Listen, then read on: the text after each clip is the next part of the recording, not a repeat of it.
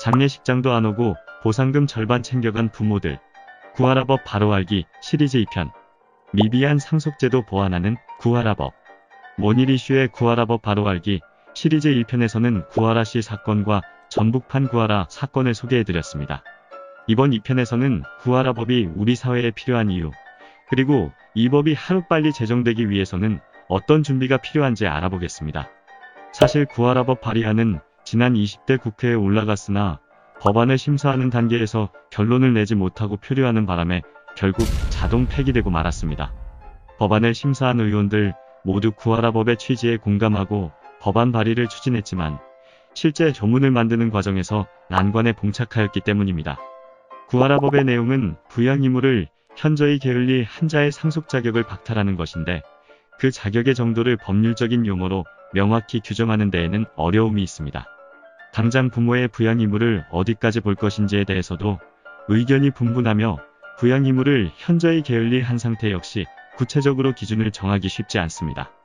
특히 기존의 상속 결격 사유는 극히 제한적인 경우에만 인정되었던 탓에 마땅히 참고할 수 있는 법률도 없습니다. 이렇게 양육 의무를 방기한 부모의 상속을 막을 법이 전무한 상황이다 보니 과거에도 구하라 씨의 친모처럼 뻔뻔하게 유산을 상속받는 경우가 있었습니다.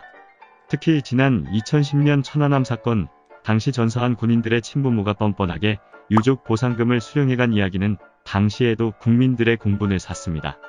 신 상사의 친모는 자식들이 어릴 때 돌연집을 나간 이후 한 번도 자식들의 얼굴을 보지 않았으며 심지어 신 상사의 장례식에조차 나타나지 않았습니다.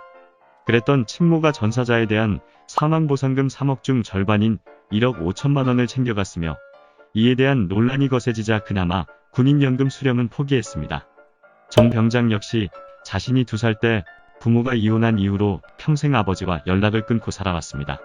평생 남이나 다름없이 살아왔던 정 병장의 친부는 앞서 보상금을 타간 신 상사의 친모가 비난받자 상환보상금을 받겠다는 의사를 표시하지 않고 기다리다가 여론이 잠잠해진 틈을 타서 아무도 모르게 보상금의 절반인 1억 원을 챙겨갔습니다.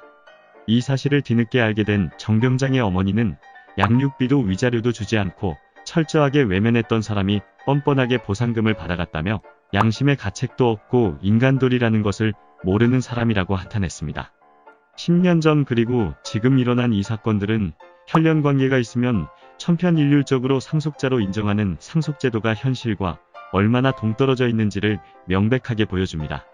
자식에 대해 최소한의 경제적 의무도 지지 않은 사람이 과거의 잘못에 대한 보상은 못할 망정, 단순히 혈연관계라는 이유로 자식이 일궈놓은 몫을 가져간다는 게 말도 안 되는 일인 것입니다.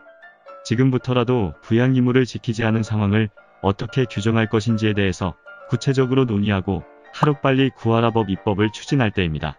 다행히 구하라법에 대한 논의가 완전히 종결된 것은 아니어서 현재는 관련 법률 용어를 명확하게 규정하기 위해서 법무부에 추가 요청을 해둔 상태라고 합니다.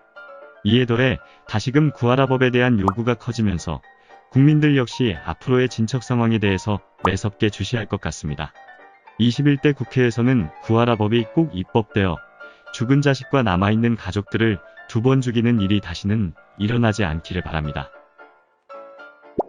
구독과 좋아요, 알림 설정 부탁드립니다.